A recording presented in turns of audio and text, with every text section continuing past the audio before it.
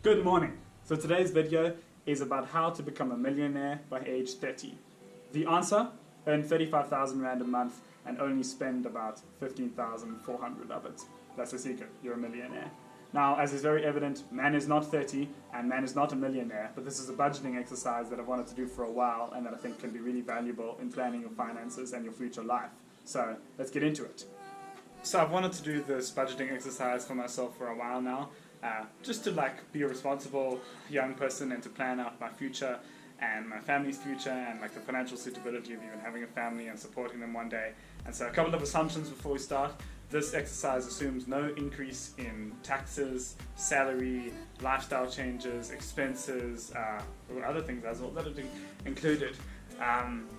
No big splurges, a steady income, but also no compound interest, no salary increase, and no tax rebates. I'll talk about these at the end of the video, but yeah, things like that can make a huge difference to how much money you earn and how much you keep every year. But let's get straight into the spreadsheet. You've got a lot of spreadsheets.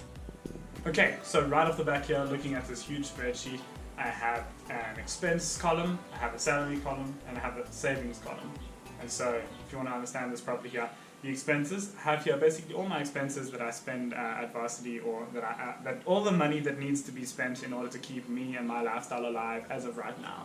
That includes rent and utilities of about 6,000 Rand, current apartment's around 4.5 with a roommate, food of $4 grand a month, gym, internet, medical aid, miscellaneous spending gifts, presents, or other small expenses, emergency fund, that's contribution every month to building up an emergency fund. And so total per month is about 15,400 Rand, and per year 184,800 Rand. That's basic student level expenses that if I can keep up will keep my expenses really low. And I've always had this goal maybe in my head of wanting to save 50% of my salary. So obviously my net salary then needs to be double the expenses, which 15,400 times 2 is 38,800. And so we end up here in the salary column of how much money you need to earn every month in order to be a millionaire by age 30. And that value is 35,000 Rand a month, which equates to 420 grand per year.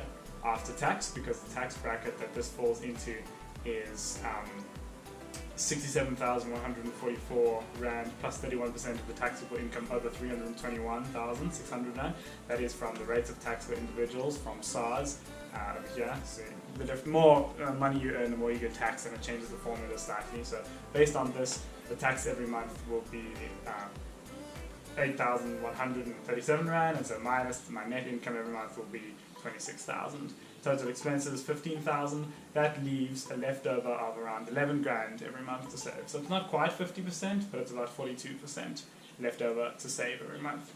And so saving 11,000 Rand every month kind of equates to this down here, with this is my savings column. So every month adding, I think this is how much? F17. Yeah, okay, so saving this amount of money every month, every year, equates to this amount of money left in the bank, saved in the bank at the end of every year. That's 137 grand at the end of year one. Having just turned age 24, because my birthday's in September, so I would have just turned 24 by the end of the year. So this is saving every month, and this is also the emergency fund contribution that comes from here every month, because it's very good to have an emergency fund to pay for unforeseen expenses. So adding these two together, the savings and the emergency fund, you get my total net worth, I guess, at the end of the year after expenses, how much money I'm worth at 149 grand. And this goes on year by year by year by year until we get year 7, when my total net worth escapes 1 million, and is 1 million, 46,000 Rand. And then that's, if I have to use the emergency fund for something else, then net worth reaches 1 million at the end of year 8, which is when I'm 31. And so there you go. I know being a millionaire in popular culture, and that is this faraway, distant, completely impossible thing for most people.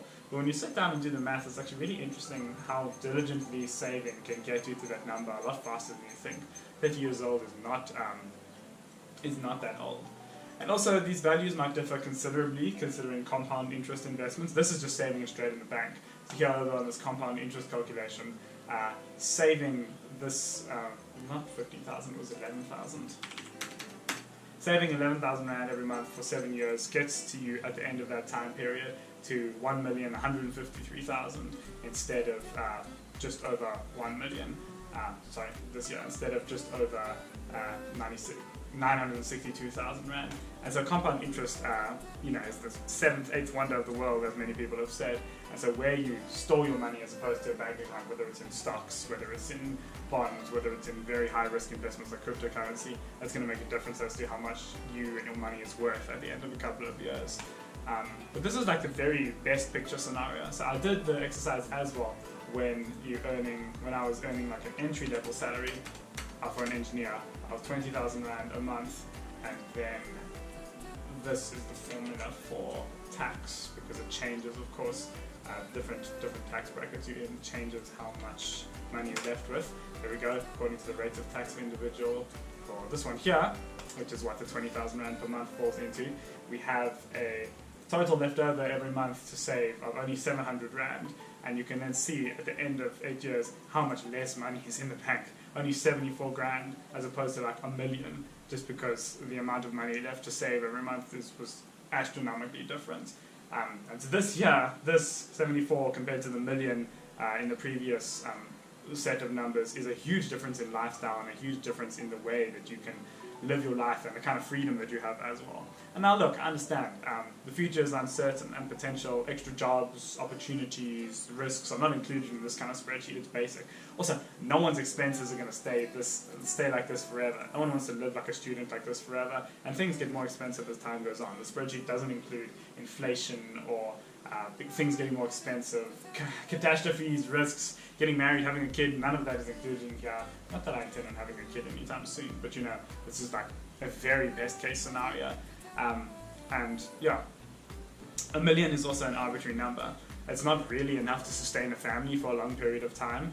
But if you're a single individual and you've got 1 million in the bank, you've got a lot more freedom in that to put a deposit down on a house, to take that money and invest it elsewhere, to make more money, to save for future expenses and that. And yeah, this was just a really interesting exercise for me. And yeah, it was really cool to do and to actually think about how I can manage my money in the future. But yeah, just looking at my notes here, I have written like budgeting is very important, and at least considering different ways of spending your money and of totaling your expenses is valuable to you and your lifestyle in the future, and how you're going to pay for stuff in the future. I only just started earning money with a salary now, and so it's nowhere near this amount, but it's really interesting to see how you might save money in the future and how you can design your life to be to go in the direction that you want. I want to have the stability and the opportunity that having a decent net worth has in the future. And so doing this exercise is really cool. And of course, measuring it in rands is like terrible if you're going to move overseas, like I would maybe like to one day. You're going to get your everything, all the money here divided by like 18 if you move to Britain or whatever, divided by 16 if you move to the States. And so you obviously need to be looking at other opportunities and other ways of making money. And also, living in South Africa, I'm very aware that this is a fuck ton of money for one person to have when most people are living below the poverty line. And this is very privileged in that, to not have any debt and to not have any outstanding things that I need to pay off in the future.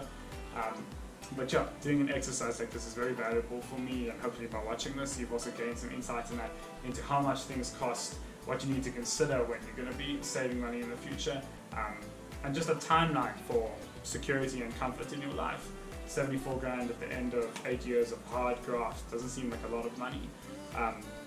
But equally so, if having done this exercise, I know I need to really focus on saving as much money per month as possible at the beginning of my career, so that it can compound in interest and be worth more later in life. And this is not even considering things like retirement planning or retirement annuity. I suppose you could minus this money out of the emergency fund and put it elsewhere and that, and earn more income from a side job or whatever. But yeah, it's really interesting to consider stuff, just the plain numbers like this.